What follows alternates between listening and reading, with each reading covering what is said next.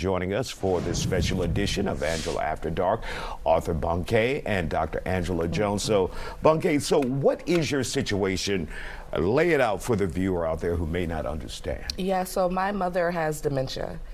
For the last year and a half, we kind of saw the signs coming. I was trying to galvanize resources around her in my hometown of Rochester, where she was living, but then she would refuse them when they came to the house. A month ago, she drove down to Virginia. She got disoriented and confused. She ended up getting arrested. We had to do a missing persons report to find out where she was. They kept her in jail for a month. Wow. So the blessing in that was the situation was so extreme that it forced her to allow us to help her.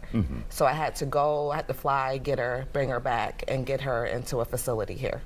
So our relationship has been not the traditional mother-daughter relationship. And that's aside from dementia. That's aside from dementia. I couldn't even put it on that, right? I think a lot of women of her generation never really had the time to explore themselves and determine whether they even wanted to be moms. Kind of just fell into that role, right? I say that as a woman who has chosen not to have kids. So I emphasize with my mother because she never really had the choice, but motherhood wasn't really her jam. You know, in high school I lived with my father, he had sole custody. So now to be in this position is like, I guess I'm getting good points for heaven. Yeah. And so your relationship with your mother, is there love there? Is there what there? There's definitely love. I didn't know how much I loved her until this happened. When she went missing, one of my sisters was like, oh, you know, she's probably dead, and that might be for the best. Wow. And I was like, immediately I just started praying. I'm like, she's not dead. But then when the police department called me, you had that, right? And then thankfully they were saying that she was in custody. So the blessing in all of this is the situation that kind of allowed me to heal that mother wound, right? Because it's like when something like this happens, and again, if this was somebody white, there's no way they would have arrested her and detained her for a month, right? So when you see this institutionalized racism in real life, it makes you kind of put all the petty stuff to the side, right? And I'm trying to get at your relationship with your mother so we can have a clear picture. Yes. Did you guys at some point, while you love her, did you not like her? I don't necessarily think I like her now, but yes. And your sister also said that she may be dead is for the best. Does your sister have the same situation with your mother? We all do, but it wasn't because of that. It was just thinking that this woman has been in pain because there's been mental health issues leading up to this, which when you have a dementia case with somebody who has mental health, it's just so exasperated. So when I first got her, she was very loving, very kind. That was the dementia. It was like, oh. And now she's kind of back to herself, which is, you know, some of the narcissism demands, like. And now it's upon you to provide care for her. And have you decided that you're going to do it? Absolutely. And your struggle is how to do it with someone that you really don't have a relationship with. Right. Typically when you think of caring for your parent, you think, oh, this person's sacrificed for me, right? So I want to return the favor. I don't really remember those sacrifices. Obviously, I'm sure she changed my diapers and all of that, but the memories that I have of her are her doing things that she wouldn't expect a mom to do. But I still do it because the Bible says to honor your mother and father so you may live long. And I need all the I need all the perks I can get. I need God to have favor on me, so it's the right thing to do. And before we bring Doctor, did it ever get ugly? Yeah. There's been, I wish I had aborted you. Comments like that. Yeah. Dr. Jones? I mean, she started the conversation showing empathy, saying women of her generation didn't really have a choice. So I think also the fact that you are in a space where you are more mature, like you said, you made a choice, you didn't want to have children. It shows that she is not only looking at this woman in her life as her mother, she's looking at her as a woman in the certain generation, a certain culture that she is in. And that shows the empathy, that actually shows the care. And I'm sure that also helps sometimes when you are taking care of your mother or when you are in a space where you feel stuck. You know, the thing is, the key is, did you like your mother, but she loves her mother, right? But when your like turns into contempt and it turns into something that makes you not have the ability to care for them, or you're doing things to hurt them, or you're neglecting them, that is when the like is teetering into something else, like I don't like you versus I loathe you. And I mean, I'm sure there's spaces that can happen as well, but if you are unable to care for the person and do what is best for them and help them in the space that they're in, because it takes a toll financially, emotionally, mentally off of the caregiver.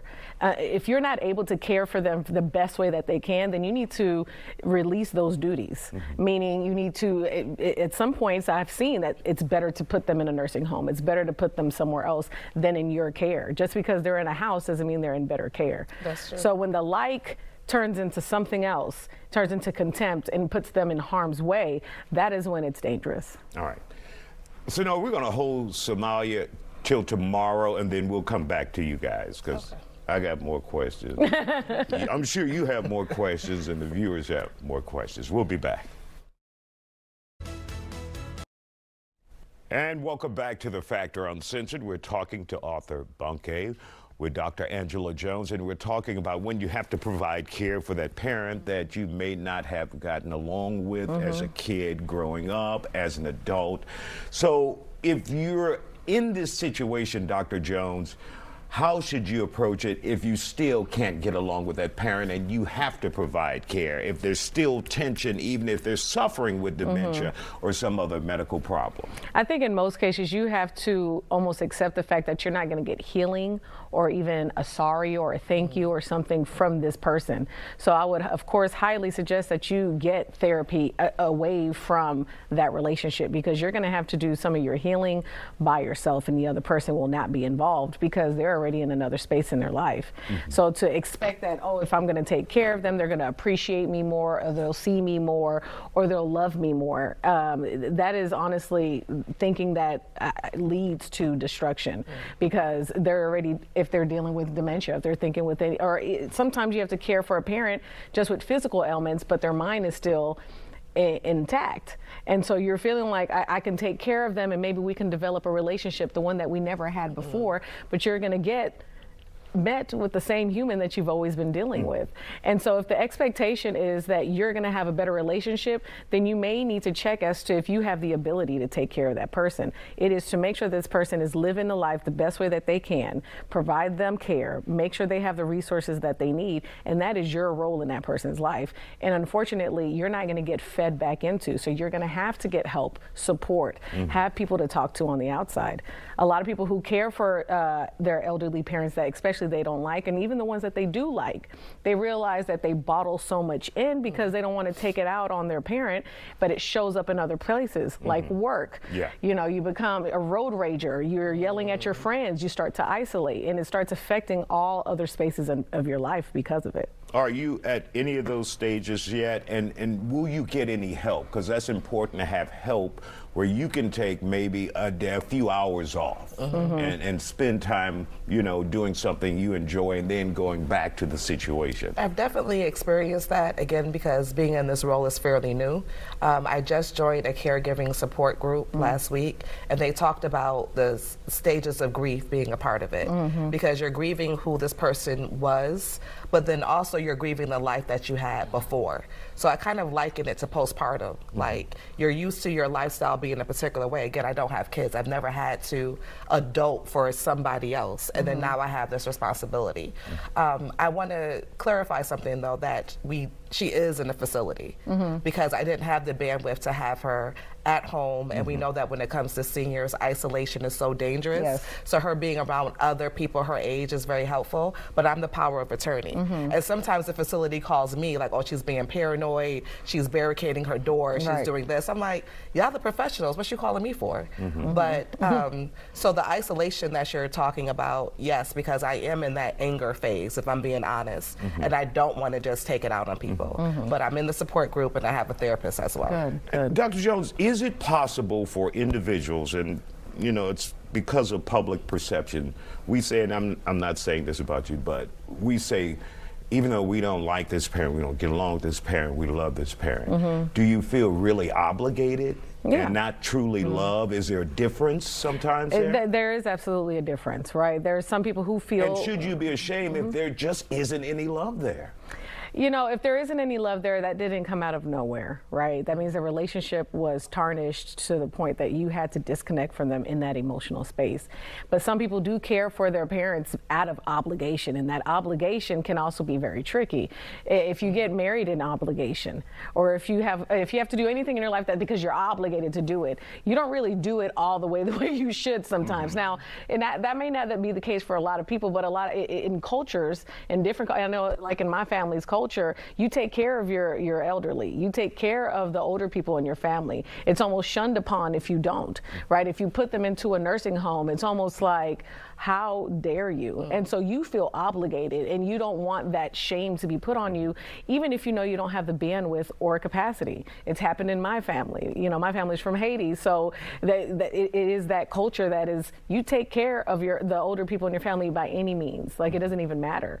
And so in my family, when we had to put our grandmother into a nursing home, it was beyond our care. Almost burned the house down, escaping. They had to put an ankle monitor on her. So it was beyond our capacity. And even then, people get shunned and shamed for doing that when it's so beyond. But how do you turn that white noise off of people talking? And that's not your responsibility. It's not your responsibility. To deal with your life. And the people that are talking are usually the ones that are not helping. Right. And you do have to shut it off. You may have to cut some people out of your life, because she is in a space in her life where she's probably the most vulnerable she has been. She is seeking group help. She's in therapy. She's taking care of someone who she felt abandoned by as growing up. And she's going to realize really quickly, if she hasn't already, who is with her and who is not. Who's going to stand with her to help with her mother, who will go check on her mother if she's out of town, who will do those things. And it becomes you realize your support system is different than you actually imagined it to be.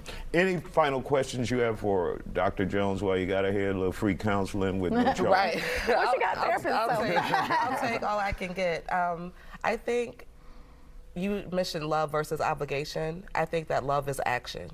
So regardless of the feeling, like, we are obligated to look out for our family, because at the end of the day, none of us know how we're going to age or what position we're going to be in. So I guess my question is, what is the best tip you would have to continue to cope with this? I mean, you already started, and I mean, and sometimes it's going to feel like it's not enough, but the best tip is not to hold it, and you are not alone. I think the fact that you already sought out some group help, I think a lot of people do not do that. I'm pretty sure whatever group you've joined, I don't know how big it is, but I'm sure it's not big enough. It's like 40 people. Shout out to Willard Avenue Baptist Church. All right, You got 30 seconds. You know, and so at the end of the day, you have to prioritize yourself. If you are not taking care of yourself, you cannot take care of your mother. If you feel like you're about to snap, then you're going to snap on your mother. So you need to make sure that you are priority over her, and it's not selfish. It's putting your mask on first before giving it to her. All right. Thank you for that. We want to thank you all for joining. Thank you for sharing your story. We appreciate you here on The Factor.